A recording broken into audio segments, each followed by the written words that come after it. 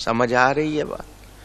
تو ہم نے کوشش کرنی ہے کہ اچھے مسلمان بنے، ہمیں دیکھ کر دوسرے دین کی طرف آئیں، نہ کہ دین سے بھاگیں۔ سمجھ آ رہا ہے؟ یہ کوشش کرنی ہو۔ اب میں یہاں پر ایک اور زیادہ کڑوی بات کرنا چاہتا ہوں۔ کچھ لوگ تو وہ ہیں جو جانتے نہیں ہیں، نہ جاننے والے کا معاملہ، اور جو جانتے ہیں اور جان بوجھ کر کرتے ہیں، دانستہ، ڈیلیبریٹلی، بتائیے وہ زیادہ مجرم ہیں یا نہیں؟ غلطی کرنا جان بوجھ کر، پتہ بھی ہے، اور پھر کرنا، تو وہ زیادہ مجرم ہوتے ہیں۔ تو وہ لوگ جو پتہ ہے ان کو کہ کیا کر رہے ہیں اور جانتے ہیں یہ غلط ہے پھر کرتے ہیں، تو ایسے لوگ کبھی بھی خیر خواہ یا اچھے ہو سکتے نہیں ہیں۔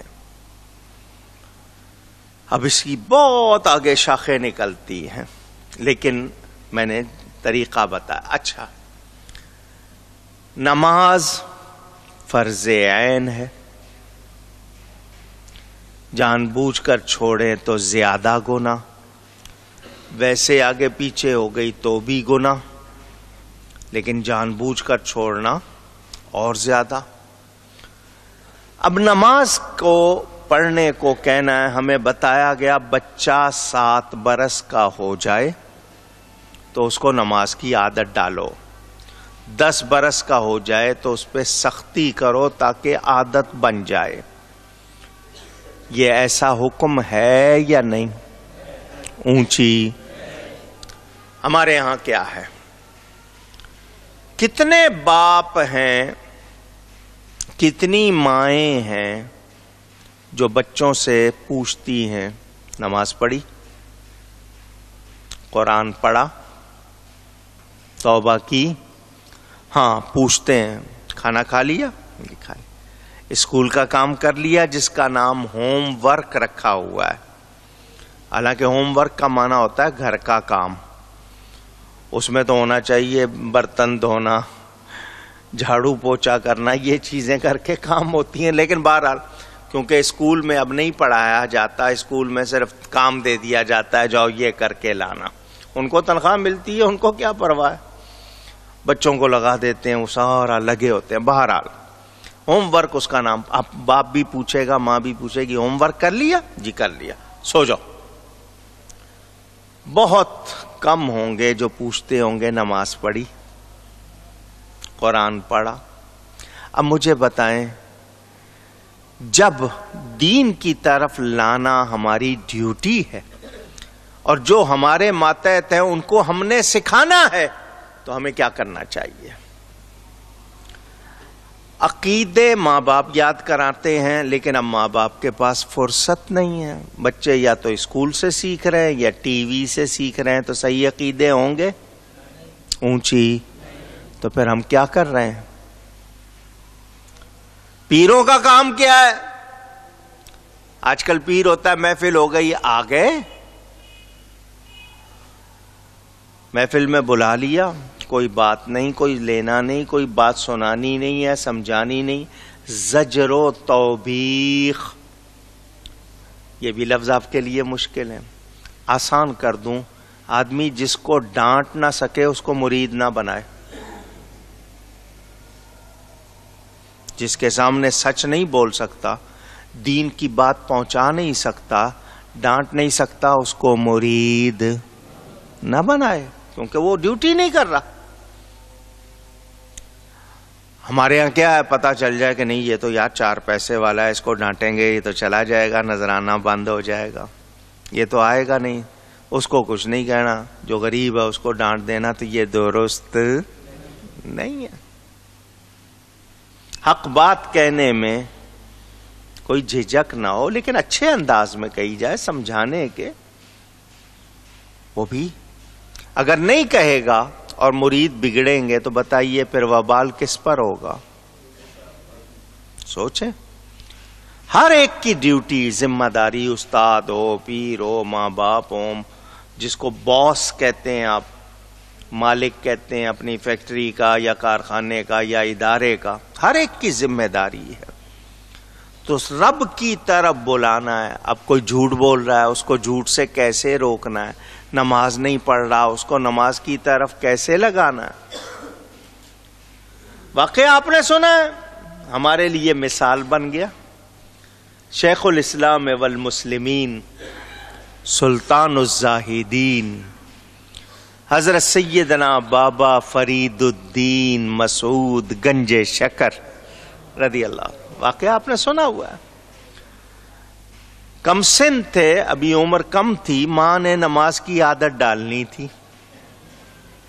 کہا بیٹا نماز پڑھا کرو، شکر ملے گی. اس زمانے میں یہ ٹافی، کینڈی، سویٹس اس طرح فیکٹریوں سے بن کے آپ کے ہاں پیکنگ کے ساتھ نہیں آتی تھی. میٹھے کے طور پر شکر. بیٹا نماز پڑھا کرو، شکر ملے گی. اچھا. وضو کیا، نماز شروع کر دی. ماں نے شکر کی ایک پڑیا بنائی اور مصلے کے نیچے رکھ دی. نماز پڑھ کے کہا اماں جی میں نے نماز پڑھ لی، شکر کہاں؟ ان کا مصلا اٹھاؤ. دیکھا تو نیچے پڑیا تھی. بڑے خوش ہوئے. دوستوں کو، ساتھیوں کو بتایا میں نماز پڑھتا ہوں، مجھے شکر ملتی ہے. انہوں نے کہا ہمیں تو نہیں ملتی. کہا مجھے تو ملتی ہے. ماں نے پڑیاں بنا کے رکھ دی. بچے کو نماز کی عادت ڈالنی تھی. بچہ جب بھی نماز پڑھنے لگتا ماں پڑیا رکھ دیتی.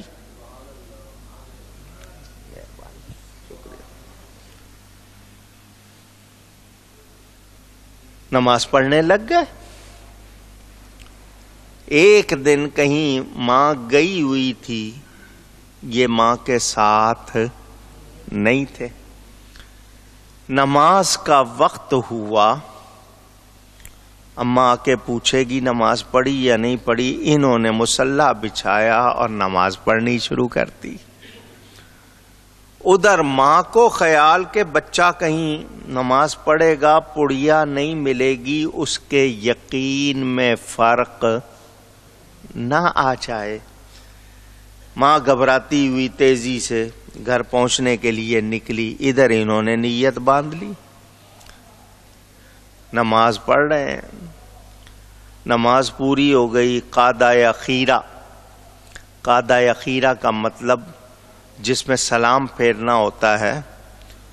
اگر 4 رکعت والی ہے تو دوسری مرتبہ جب آپ بیٹھتے ہیں التحیات، اس کو قاعدہ اخیرہ کہتے ہیں. اگر 2 رکعت والی ہے تو دوسری رکعت میں بیٹھنا التحیات قاعدہ کہتے ہیں. بیٹھنے کو اخیرہ آخری یا دوسرا. اس میں بیٹھے ہوئے ہیں. ادھر ماں ابھی پہنچی. میرا رب جو ہم پر 1000 ماؤں سے بڑھ کر مہربان، فرشتے کو حکم دیتا ہے. ماں نے بیٹے کو نماز کی عادت ڈالنے کے لیے شکر کا کہہ دیا ہے. اب میرا فرید نماز پڑھ رہا ہے، ماں موجود نہیں، جاؤ تم جا کے شکر رکھاؤ. فرشتہ آیا اور آ کے شکر رکھ گیا.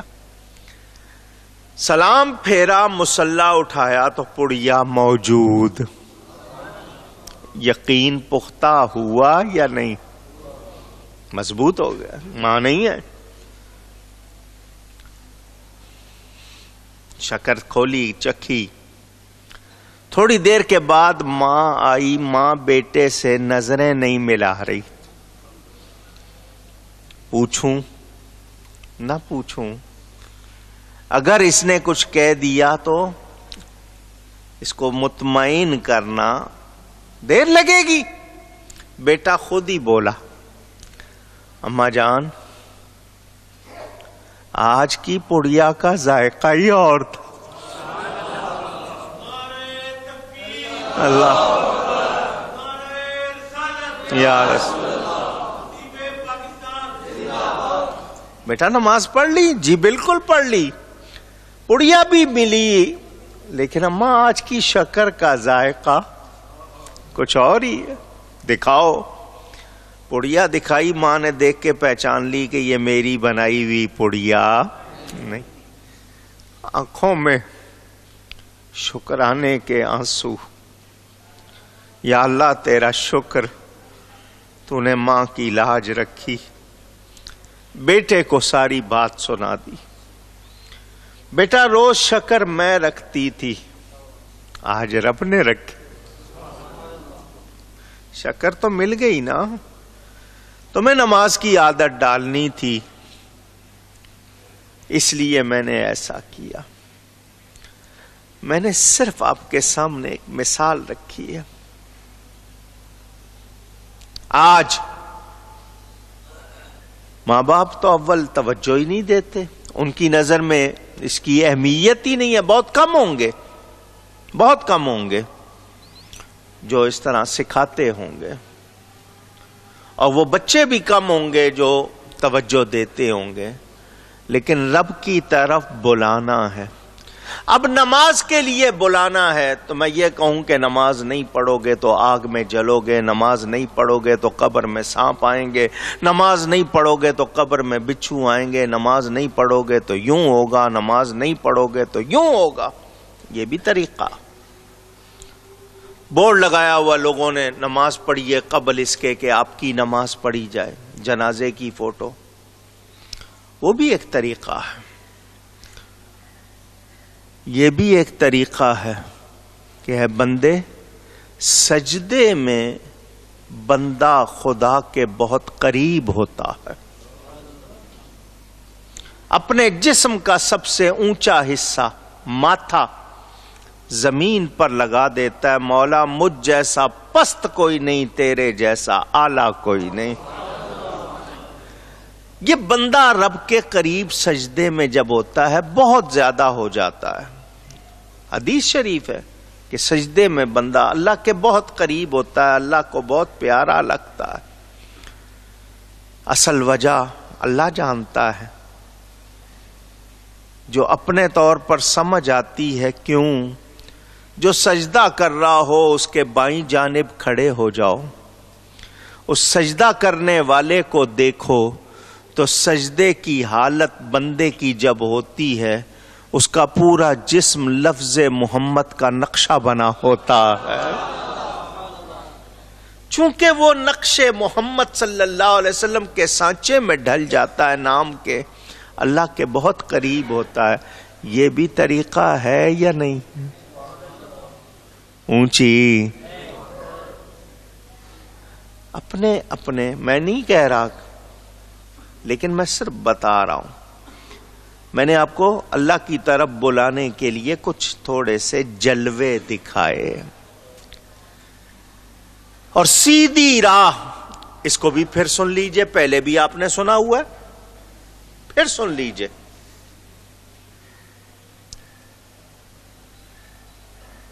ہر رکعت میں کہہ رہے ہیں اہدنا الصراط المستقیم، ہمیں سیدھا راستہ چلا. سیدھا راستہ کچھ لوگ کہتے ہیں دکھا، میں نے کیا ترجمہ کیا؟ چلا. جب آپ نماز پڑھ رہے ہوتے ہیں تو نماز کی شرائط میں، واجبات میں آپ کی ساری باتیں سیکھی ہوئی ہیں آپ نے. بدن پاک ہونا چاہیے، کپڑے پاک ہونے چاہیے، غسل ہے یا وضو ہے وہ ہونا چاہیے، منہ قبلے کی طرف ہونا چاہیے. یہ پڑھتے ہیں نا آپ. تو آپ بدن بھی پاک، کپڑے بھی پاک، جگہ بھی پاک، منہ بھی قبلے کی طرف. اور سیدھا راستہ کون سا ہے؟ اور سیدھا راستہ کون سا ہے؟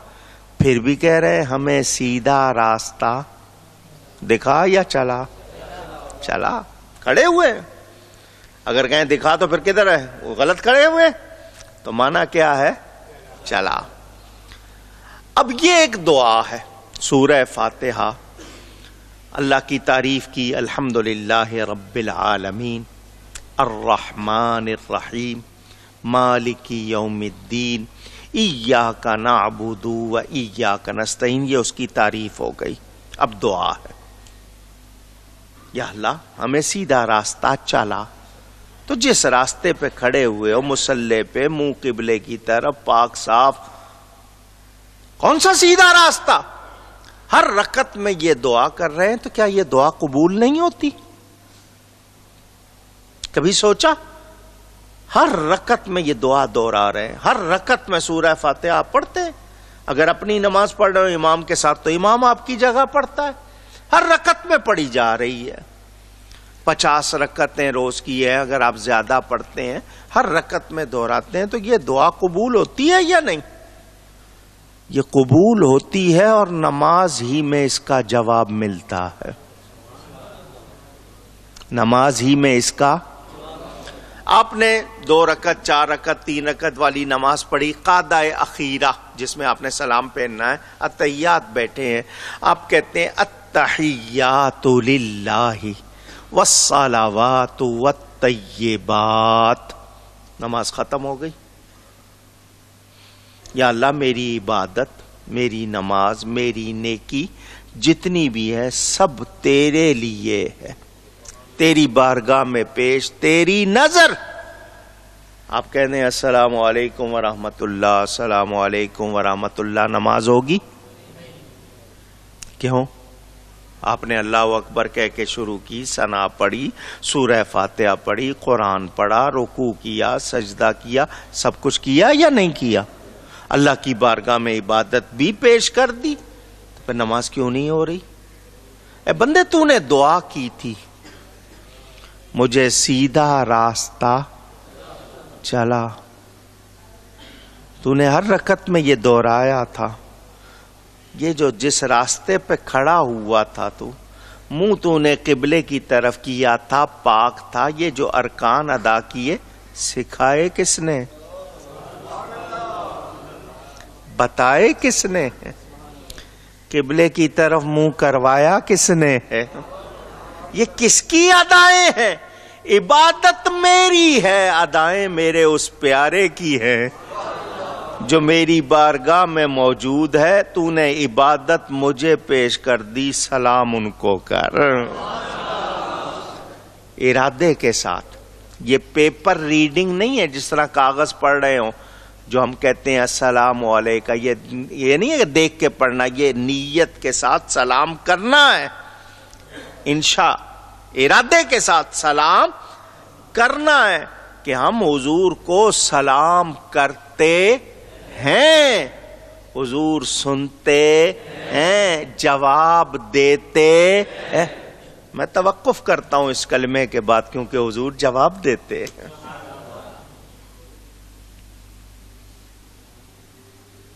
سنتے ہیں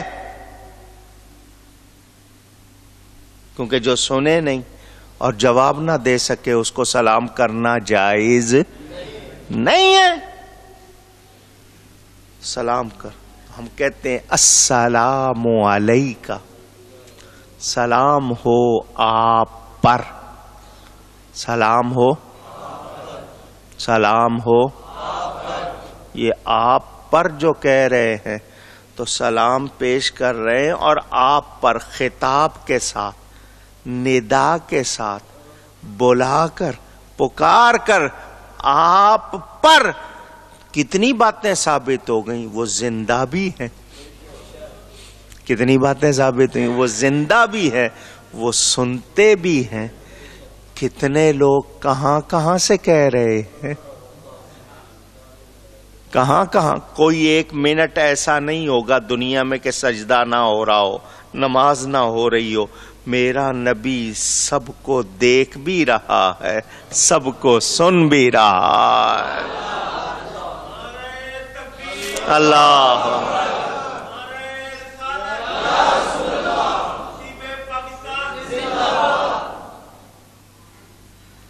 السلام علیکہ ایہا النبی ورحمۃ اللہ وبرکاتہ. ایہا النبی ہے، ایہا الرسول نہیں ہے. نبی کہتے ہیں غیب کی خبریں دینے والا. کتنے مسئلے اسی ایک سلام میں ہی حل ہو جاتے ہیں. اے غیب کی خبریں دینے والے، اللہ کی رحمتیں اور برکتیں حضور پر سلام بھیجتے ہیں۔ نماز سے باہر اس کو کس طرح پڑھتے ہیں؟ یا نبی سلام علیکہ۔ اور جس سلام کے بغیر نماز نہیں ہوتی، ہمارا جلسہ کیسے ہو سکتا ہے؟ بات سمجھ میں آ رہی ہے؟ اس طرح سلام پیش کرنا غلط نہیں ہے۔ تو یہ جواب ہے اس کا، یا اللہ سیدھا راستہ چلا۔ کون سا راستہ؟ یہ نبی پہ سلام بھیجنے کا راستہ، نبی کو زندہ ماننے کا راستہ ہے، ان کے ساتھ اپنے آپ کو جوڑنے کا راستہ، کہ عبادت خدا کی کر رہا ہوں، سکھائی مصطفیٰ نے ہے، نبی کے بغیر میرا رب سے کوئی رابطہ نہیں ہے۔ لوگ کہتے ہیں ڈائریکٹ، وسیلے کی ضرورت نہیں ہے۔ پتہ نہیں کیسے لوگ ہیں۔ ہمیں تو رب کا پتہ بھی ملا ہے تو بارگاہ مصطفیٰ سے ملا، اور ہمارا عقیدہ جس کسی کو جو ملا ہے نبی سے۔ اعلیٰ حضرت ترجمانی کرتے ہیں نا قرآن حدیث کی ترجمانی، لا ورب العرش، جس کو دیکھو انداز، دیکھو عالم ہے نا، اپنے وقت کے سب سے بڑے عالم، انداز لا ورب العرش عربی کے لفظ ہیں، اس کے معنی عرش کے رب کی قسم۔ اتنی ویسے تو سچ ہی بول رہے، لیکن بات کو اور زیادہ پختہ کرنا کہ کسی کے ذہن میں شک شبہ آنے ہی نہ پائے، گنجائش ہی نہیں ہے۔ یقین رکھنا اس میں کوئی شک نہ۔ لا ورب العرش، جس کو جو ملا ان سے ملا۔ اب یہ جو لفظ جو ہے اس کو عربی میں ماں کہتے ہیں، میم الف ماں، جو ملا۔ اب اس میں جو میں سے کس کو نکالو گے؟ کوئی کہے